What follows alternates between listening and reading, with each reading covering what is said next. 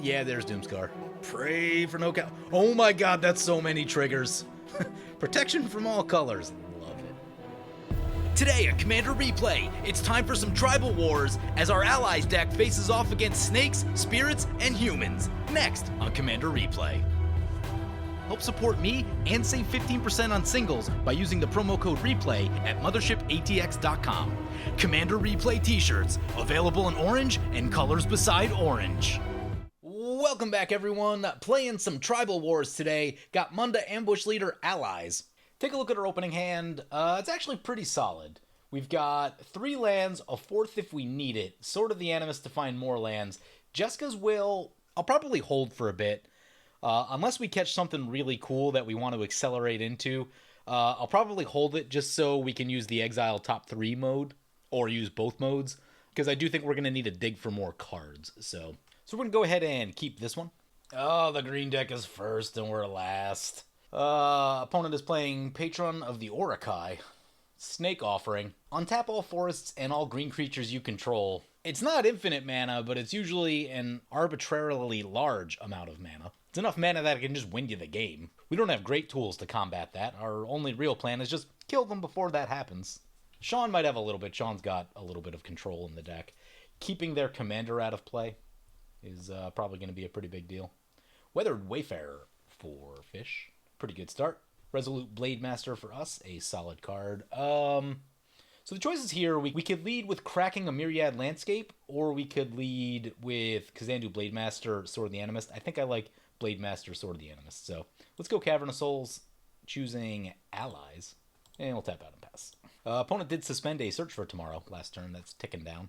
I do wish there were more allies like Kazandu Blade Master, just 1 or 2 mana and pump themselves up when allies come in. There are only a couple in red and white, I think like 2. So I really wish there were a couple extra of these. I wish they printed more allies in the 3rd Zendikar block because, yeah, we just didn't get any additional ally support there, which is a little frustrating. Opponent activates the Weathered Wayfarer. I wonder if part of that, too, is like... I wonder if it doesn't make sense to have a mechanic like allies when you're only doing 1 set blocks, because I'm sure it's really tough to get the density of stuff you need to make a standard deck for something like that, versus other decks that can just use everything from every legal set. So, I don't know. I wonder if we're paying the price a little bit there on the fact that they're doing 1 set blocks. But it does bring it back to our turn. Pyre of Heroes is a sweet card. Play the Plains, play the Blade Master. EDTBs, it'll make itself bigger. Ambush Viper, well, it's a good thing we didn't go over there. Does look like they're doing Snake Tribal, and they're going to cast the Search for Tomorrow. Opponent's going to send the Ambush Viper over to Sean. Snake Pit. Whenever an opponent casts a blue or black spell, create a 1/1 green snake. Sean's got blue. No one else has any of those colors, though. So they'll get a little value, probably, hopefully not too much. Sword of Hearthenholm, it's a pretty good one.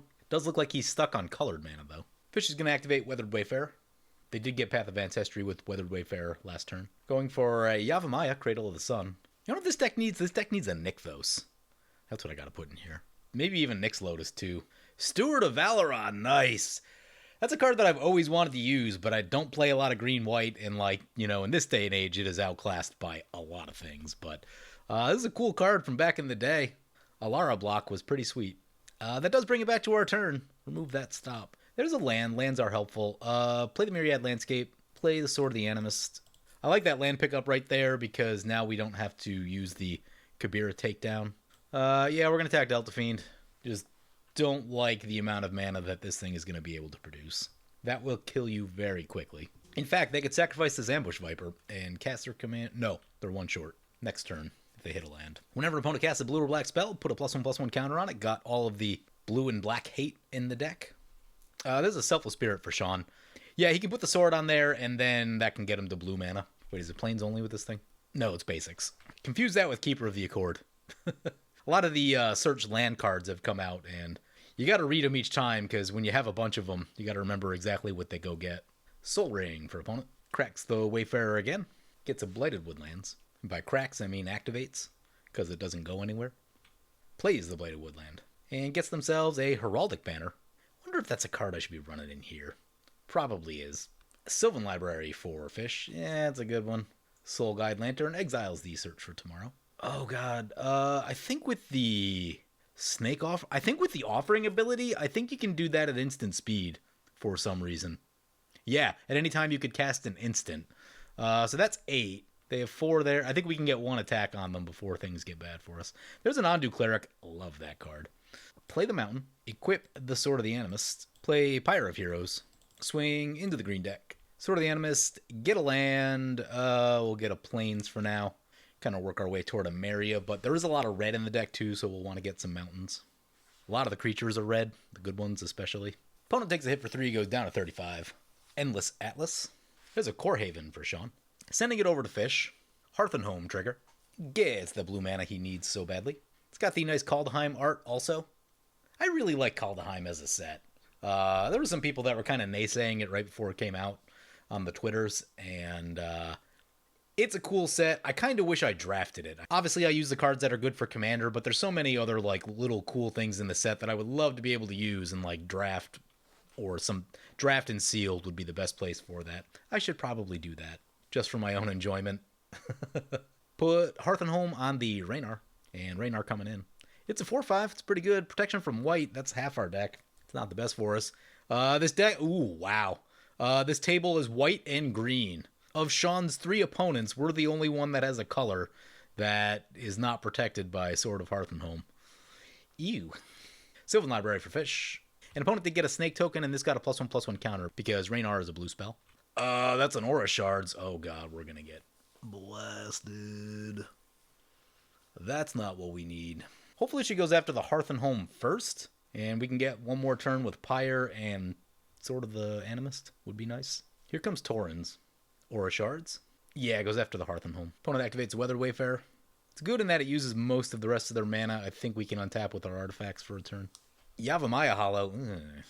Steward of Valoron over to Sean. Firemental Mage is cool. That is Menace. But we wanna get as much done with our artifacts here before they go away.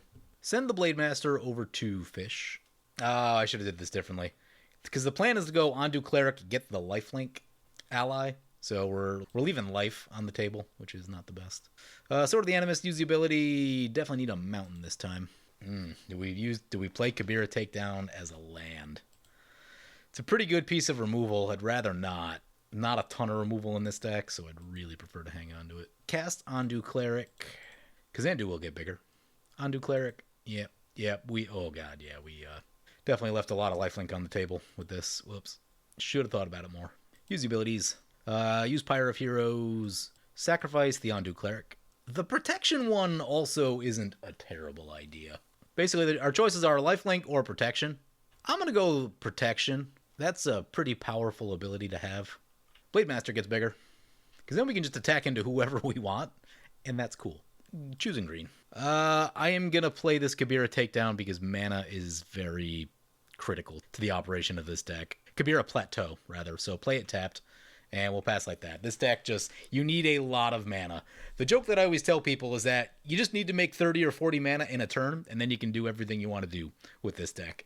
So as much as I really wanted to hold this thing. Opponent activates the Endless Atlas. Drawing a card, probably thinking the same thing, that Aura Shards is just going to demolish the artifacts and enchantments on this board. Orin Viper, nice. That thing tore up standard for a little while. Ethereal Valkyrie, very cool card. Triggers Mold Adder and Snake Pit. Another counter, another token. Whenever it ETBs or attacks, you basically add Foretell to a card, and that card becomes Foretold. So they have 2 cards in Foretell right now. Makes a 1/1. Yep, I knew that was going back into Fish. Blew up his sword, so 2 more on Fish. Down to 27. Fish thinking about what to do with Sylvan Library. If she starts paying life, and if our stuff stays in play, this with Double Strike and protection from green is a lot of damage. Oh, that's interesting. Yavimaya being in play means that this untaps everyone's lands. That's an interesting interaction.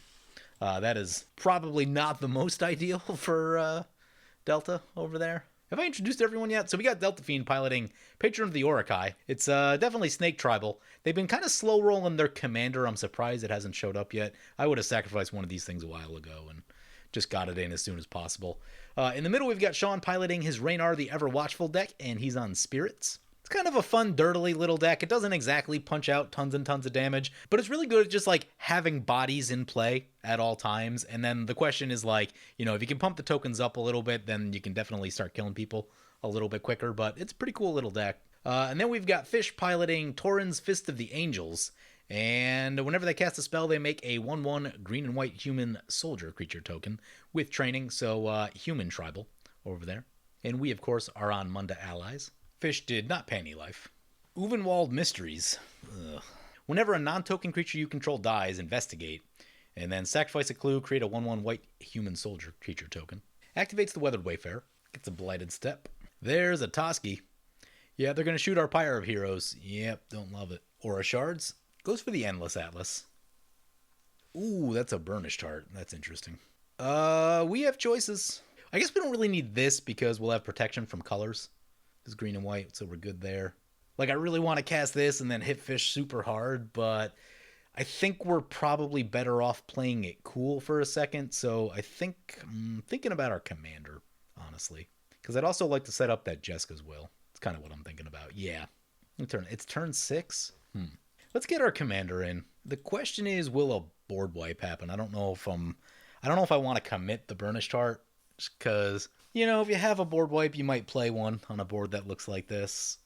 Which means we could be on Crack the Myriad Landscape. That might be the safest play. And that'll also continue us in the ramping department. Kabira Evangel, Kazandu Blade Master, Munda all trigger. Crap, we should have activated the landscape before the Munda ability. I guess we'll take a look anyway, but... we're going to put 4 cards that were all pretty good to the bottom. At least 2 of them are good. So I guess it one's not going to matter too much. Then, with that being the case, we can just crack this thing right now, I guess. We'll get 2 planes right here, and then we'll get a mountain with the Sword of the Animist. Use the ability. Kabira Evangel, choosing green. Munda has haste. I don't think there's really any good attacks. Oh, it's got pro green. Oh yeah, we can just send it over there. It does have pro green. But a 3/4 blocks. It blocks that. Blocks that. Blocks that. Yeah, it'll be fine. So this one to Delta, this one to Fish. Yeah, going for the Evangel was a pretty good idea here. I probably got to dig for that one a little bit more. It's a good card. The other thing you can do, too, is you can choose red and then play red board wipes, which I probably need to outfit the deck for that a little bit more, because that's a really good thing to do. So we get a mountain right there. We are 3 lands ahead of the turn count. That's pretty good. Fish down to 21. Delta at the 32. All right, Kazandu has Vigilance and First Strike, so this should be pretty good at keeping a lot of things away. Opponent passes without casting anything, so I think they're going to instant speed the Patron, which isn't going to be the best. Ooh, Skyclave Apparition, please be the Aura Shards. I mean, I just can't imagine that it's anything else. Yeah, gets the Aura Shards. Aura Shards says that your opponents can't have artifacts and enchantments the rest of the game. It shuts off 2 entire card types. It's so ridiculous. So that goes down, thank God. We survive with the Sword of the Animist intact, meaning we can keep digging for lands, and that is good news. That is what this deck wants. Flicker Wisp. Uh-oh. Do it again? Do it again. What are we going for this time? Sword of the Animist, Sylvan Library are both good choices. The Evangel is also a pretty good target. Oh, it hasn't returned yet. Okay. It'll come back at the end step. Thaumatic Compass. Ooh, all the protection. He's going to have 2 Fogs, or 2 Mazavith type things in play. It's pretty good. It's pretty good. Oh, he's sending a little bit our way. I did think he was going to go after Fish a little bit more, but Fish is maybe a touch less scary with Aura Shards gone. But still, Sylvan Library, more card draw here. A commander that just does things for free. Still things you got to watch out for. So 6 in the air. Can't do much about it. Unfortunately, Fish does have a blue creature now, which means we would need to get protection from 2 colors. It's not impossible, but does take more effort. A question that I'm really thinking through right now is, do we Jeska's Will before triggering Rally on Munda, or do you trigger Rally on Munda first? You kind of know what's coming, and then you Jeska's Will? The blind Jeska's Will, a lot of things could happen. We could catch something really cool like a Sunbird's Invocation, and that would be a huge pickup, or you catch a bunch of lands or things you don't want that just like aren't the best. Which is also a thing that can happen. So, it's a tricky spot to be right there. I'm leaning more towards taking a look first. Opponent's going to crack their Soul Guide Lantern, draw a card, yep. Oh, Fish takes the card draw, goes down to 17. Depending on how many things she casts. This could be interesting. So Tireless Tracker, Torens coming in. Landfall, Investigate. Do need them to tap the Weathered Wayfarer and like, or the Illusion. He's getting protection from 3 colors. It'd be pretty difficult. Oh, you know what we do? We can play the Fire Mantle Mage. Give Menace to essentially remove... Okay, yeah, that works. Palace Jailer. I don't know where this is going. Could go on one of our things. Evangel? It's probably a pretty good idea. Goes for the Blade Master. That's our damage, but I think I'd rather that than the Evangel, because with the Evangel, we can still attack and then just get it back to play. It'll be smaller and less threatening, but, you know, as long as it stays in for a little while, it'll be fine. Sean does have an army of flyers, so if, like, we put a hurting on Fish right here, he'll probably finish the job for us. Opponent cracks some clues. So they have several white creatures now. They get the Monarch trigger at the end step. Back up to 6. That Jessica's Will for 6 is solid. Oh, that's a Cathar's Crusade. When do we get that in? I mean, do we just go for that first? Let's Jessica's Will first. Choosing Fish. Sun Titan, Urza's Incubator, Armillary Sphere are magic cards. Huh. Yeah, that's some stuff. There's 6 mana in our pool. 6 more. We have 12 total mana. Getting Sun Titan is probably going to be a really good idea. We get Sun Titan, get Pyre of Heroes, and I'd like to have the Pyre of Heroes back in play. Or we could get Ondu Cleric and get protection from another color, which is also interesting. Oh, I just had an idea. I think I know what to do. Is this all creatures?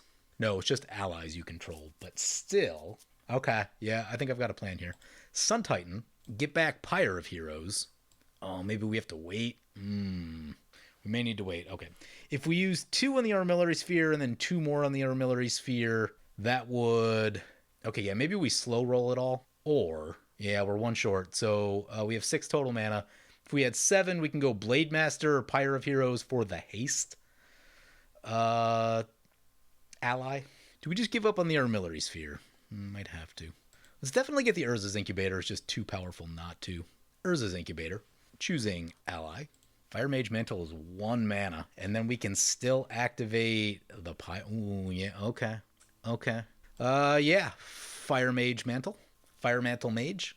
3 triggers. Well, we're gonna waste the Munda trigger here, but I guess that's just gonna happen. So there's Menace. Evangel. Use the ability on green.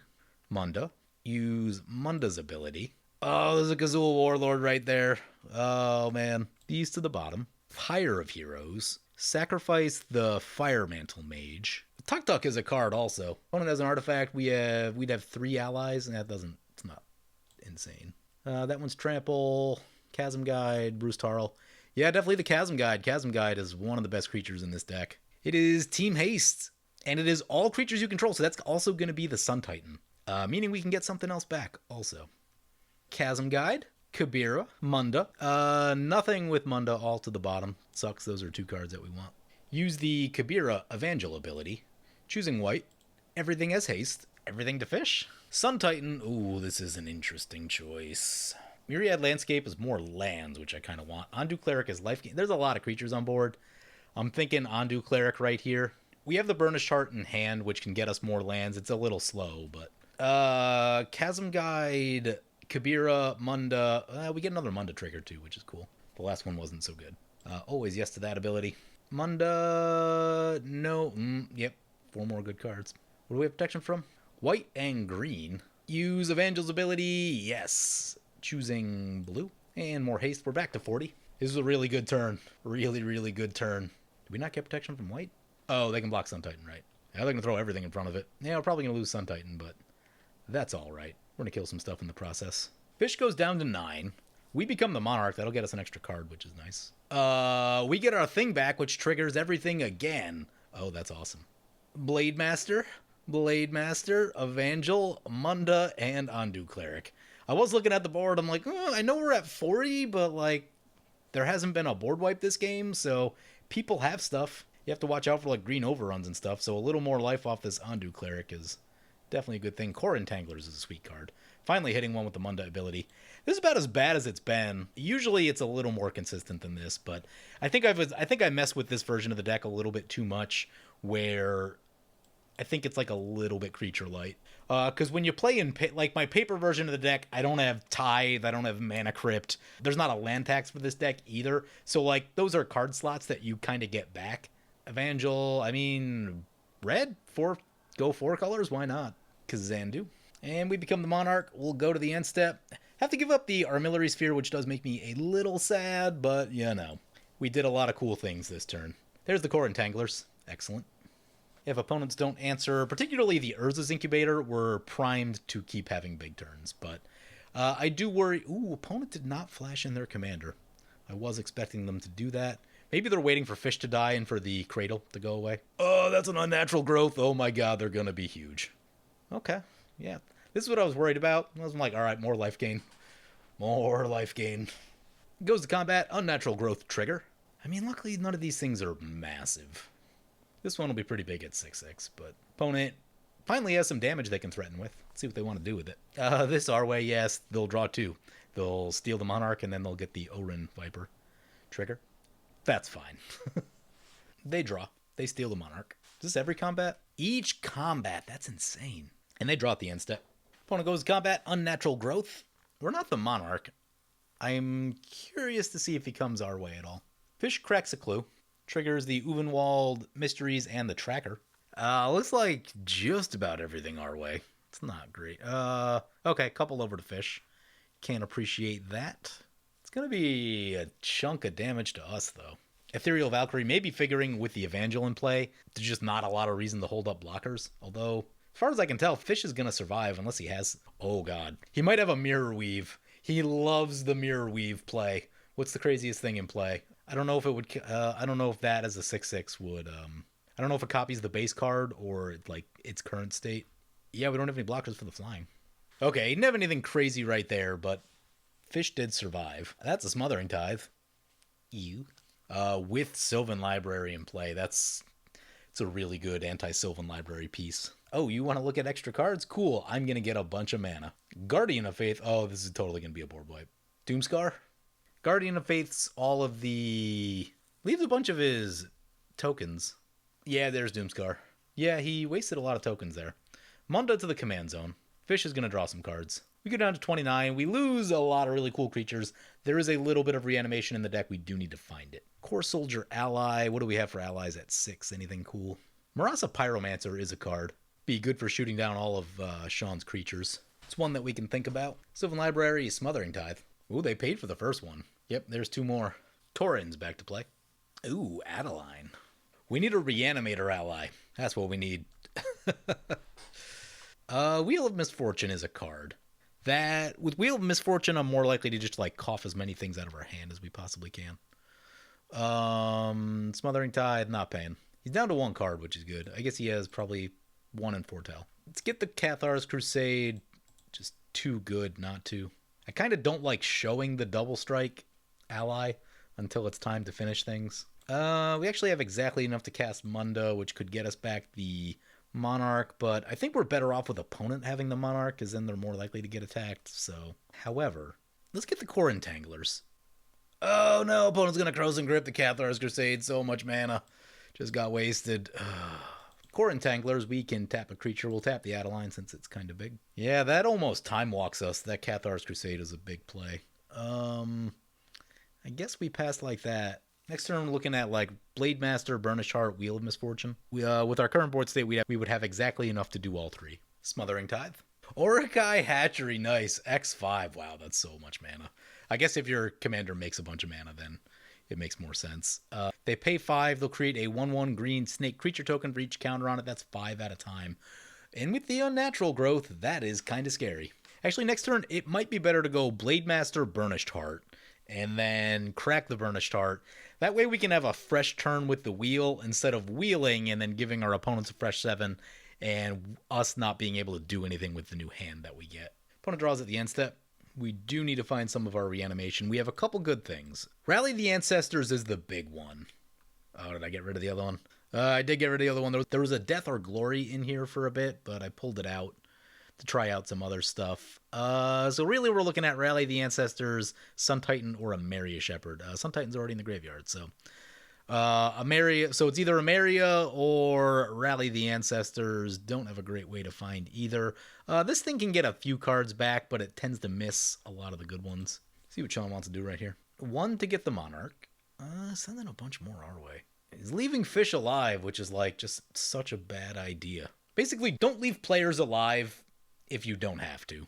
Because the way the game is now, that player's more likely to just like combo off or drop a Crater Hoof or just like do some big sequence of plays that kills you that you can't respond to when you could have just taken them out. And like, I get it, he can force us to have to do it and that taps us out, slows us down, but like, really when you're facing a green deck, you know what I mean? Like just, they can explode with mana, they have a lot of card draw, like, Sean's gonna foretell another card with the Valkyrie. Man, I would love to catch a Mana Geyser before everyone dies while everyone's got lands tapped. That would be nice. We're actually not doing too bad in terms of value. We've looked at more cards than all of our opponents except Fish. But Sean does have many more things in play right now. We have like good utility pieces in play, but Sean's just got creatures that attack you and do things. We're not really threatening with the damage at the moment. Oh, we're down to 22. We are gonna need some life gain. We're gonna need that lifelink ally. We need a 2-mana ally to get to the 3-mana ally. Yeah, it's going to be a pain. There's an Arcane Signet. Part of me is almost thinking about, I like Core Entanglers, but we may need to get Marasa Pyromancer and start shooting stuff down. Problem is he has a Selfless Spirit, so that's like not even that effective of a plan. Fish is at 2, and with 2 mazes in play, it's going to be tough to get damage in. Sylvan Library, Smothering Tithe. Fish can actually gain a lot of life back. They have the Blighted Step. That might be their play this turn. So they'll probably want to try to get a couple more creatures in and then crack that at an inopportune time for opponents. Sylvan Reclamation on Smothering Tithe and Unnatural Growth. That's a great idea. Because these aren't that scary. I mean, these are medium scary. 5 of them is a bit, but it'll still take them like 2 turns. When they get to 10 will be an issue for sure. But the problem is that like right now we're still kind of setting up when we really just need to like have our foot on the gas. I mean, I guess if another board wipe happens, well, another board wipe won't slow Sean down at all. So I guess that's an issue. Fish is going to attack us, really? So our life's going to bleed here too. Blood was on the leaves. If it bleeds, we can kill it. Fish is going to get a bunch of tokens, pumping up the Adeline and giving them more to do with the Blighted Step. This is going to hurt. This is going to hurt. Really just looking for Rally the Ancestors off the top. Rally the Ancestors or Mana Geyser are the 2. We go down to 13. God, Sean probably has that much damage. Yep, cracks the Blighted Step. Gonna gain a bunch of life back right here. Hopefully that takes some heat off of us. Fish has the Monarch, it looks like. 2 allies and we could steal the Monarch, but I don't know that we want to put ourselves on the throne. There's a Plains. Play the Plains. Because a board wipe doesn't do it, I mean, we're almost looking at like the fairies. Let's go Blade Master. Yeah, I think it doesn't feel good, but what we have to do is just like set up for next turn and hope that these 2 kill each other. Core Entanglers, tap that down, I guess. That's got double strike. Burnished Heart. Yeah, and then we just sit and crack the Burnished Heart. I think that's the play. Elemental Bond for opponent. Yeah, we really needed that Cathar's Crusade to stick, because then our creatures would actually be threatening. There's the Patron finally showing up. Opponent draws a card. Yep. I'm really surprised we didn't see that thing sooner. He's sending a couple after us. He's sending the smaller ones after us and the bigger ones after Fish. Another Ethereal Valkyrie trigger. This card is weird in that most of the times I've ever seen it, it just stays in play. It never gets shot. It'll get caught in board wipes, but I've seen people get really good value out of this thing. It's not Sun Titan levels of threatening, I guess, or at least you don't perceive it to be. So it just tends to stay in play a lot longer than you'd expect. Steals the Monarch trigger. Fish is at 5, we're at 9. That means we can't really pump like a ton of life into the Wheel of Misfortune, which isn't great. Misfail Plane, something back to the bottom, I didn't see what it was. Sword of Hearth and Home, back to the bottom. Distant Melody, Sean is going to draw a lot. And he has so much mana. Adds a War Room to the mix, more card draw if he wants it. Twilight Drover. Perplexing Test, oh god. Return all creature tokens to their owner's hand. Creature tokens, oh god. That makes Twilight Drover huge, I think? Fish doesn't have much of a board state anymore. Still have Adeline, though. Adeline makes bodies in a hurry. Monarch trigger. Yeah, with his 2 lands there, it's really going to take a lot of beefy creatures to chew through 33. So at one point we were like 3 lands ahead of the turn count, and now we're even with the turn count. We've slipped a bit late in the game here. It's kind of one of those reasons that I really wanted that Armillary Sphere. We traded a bunch of short-term plays for what would have been setting up for a better long-term. Praetor's Council. Wow. Their graveyard isn't actually that stacked. There's a couple decent things in it, but that is not the scariest Praetor's Council I've ever seen. But I think they can get the land back and then crack the land again. Does it come in tapped? No, I don't think that cycle does. Palace Jailer coming in. I can't imagine that's anything of ours. I would guess the Twilight Drover. Opponent becomes a Monarch. What do they want to exile? Goes for the Patron. Probably not where I would have went, honestly, but I guess that makes sense. I guess that will help us, actually, in that Adeline can attack over there. I mean, I guess we were just going to jump block with the Burnished Heart anyway, but opponent gets a Ranar. They're not supposed to on that, but it is a little broken on Magic Online. Yep, Adeline over to the green player. 4-3 over to the green player. Training and Adeline triggers. I think we missed a block last turn with the Adeline tokens. Oh, there are 2-1s? Block with the 3-4. Some tokens leave the battlefield. Twilight Drover getting bigger. I'm gonna crack this Burnished Heart before we forget. We'll go Plains Mountain. Draws at the end step. That's a Blasphemous Act. The problem is Sean is the Selfless Spirit, which means we lose our stuff, Fish loses their stuff. Actually, don't think Blasphemous Act is the correct call right here. If we could, like, instant speed it, that would be the best, but we cannot. Ooh. I think we want Fish to be the threat, so I think we're just going to give up on the Blasphemous Act, even though normally it's the card you want. Wheel of Misfortune.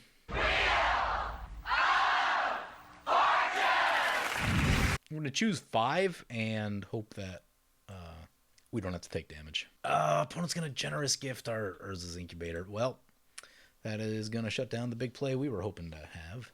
Wheel of Misfortune. Choosing 5. I mean, Fish is going to choose 0 anyway. We have 12 cards. Kind of need Mana Geyser in here. It's about the only way we'll make enough mana to climb back in this thing. What do we get? Not the cards we really needed. All the cards you want to see early in the game, like Tome of Legends, Hazard's Monument. Scavenger Grounds, Ally Encampment. What does Ally Encampment do? Ally Encampment, return target ally you control to its owner's hand. Oh, that's not that good. Go Mirror March and activate Pyre of Heroes. It's okay, I guess. Could try to Wheel of Fortune into something else that matters. I say try that. This hand doesn't do it. Oh, we're dangerously low on red mana. Oh, that's Rally the Ancestors. We found Rally the Ancestors! Here we go. Hopefully no one has a counterspell. Play the Mana Crypt. Play the Mistveil Plains. Each creature mana value X or less. What's the biggest creature? I think Sun Titan's the biggest creature in our graveyard.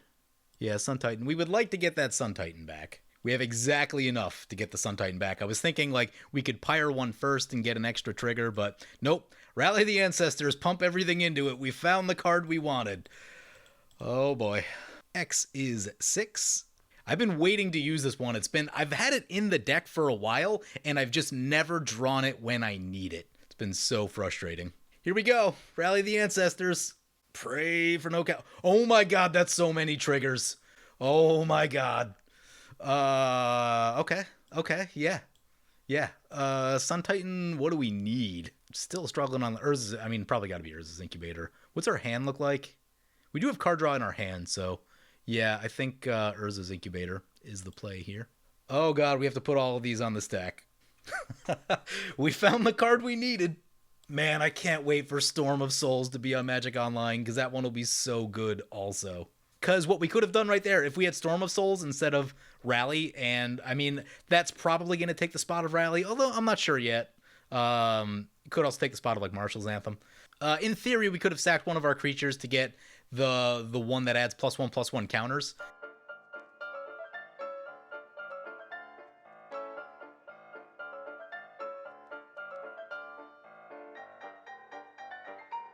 Okay, Sean can maze the biggest 2. Protection from all colors, love it. A 3/3 will kill Fish, so let's send that over there. These 2 will kill Delta. And I guess just everything else at Sean. Attack with Reckless Abandon. Yeah, Rally the Ancestors is pretty cool with this deck.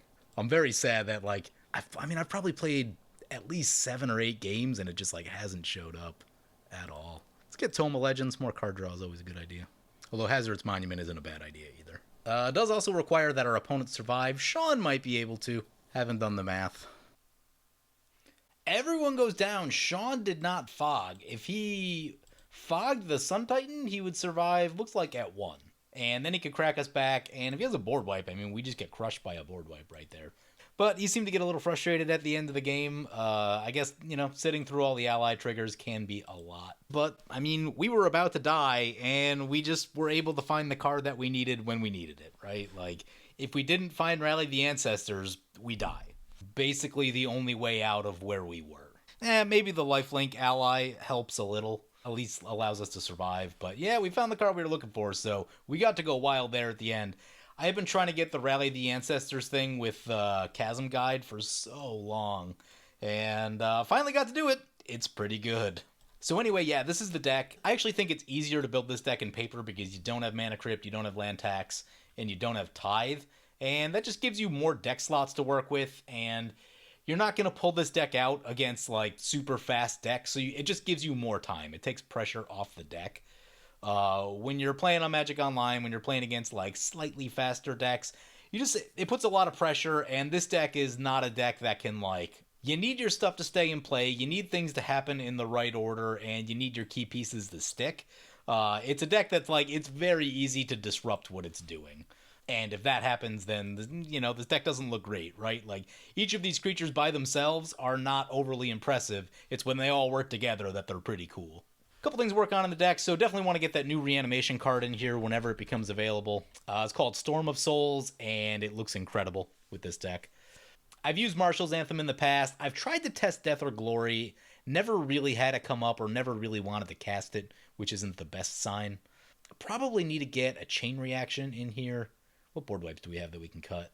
This thing is, like, fine. It's really... You really only use it when, like, you don't have anything else going on. But unfortunately, 2 misses a lot of the good ones. Like, it misses Chasm Guide, which is probably one of the most important ones. I guess there's a couple cool ones. I mean, I guess we're not cutting it yet. But yeah, this deck is definitely removal light. It's easy to get carried away with enchantments and value pieces in the deck. I'd probably be better off cutting, like, 1 or 2 of those and just having slightly better removal in here. But it's supposed to be a fun deck, so generally I try not to blow up everything in sight when I'm playing fun decks. But anyway, yeah, it was a cool little game. We saw a lot of Sean's deck. Didn't see so much of the Snake deck. Saw a medium amount from Fish. I don't think Fish found the big card that they were looking for before the board wipes started happening, but they valued real hard. And they had a lot of permanents in play, a lot of tokens and stuff like that, so... But yeah, I mean, really, it's the story of protection with this Kabira Evangel. We just attacked past everyone all game, and it was super awesome.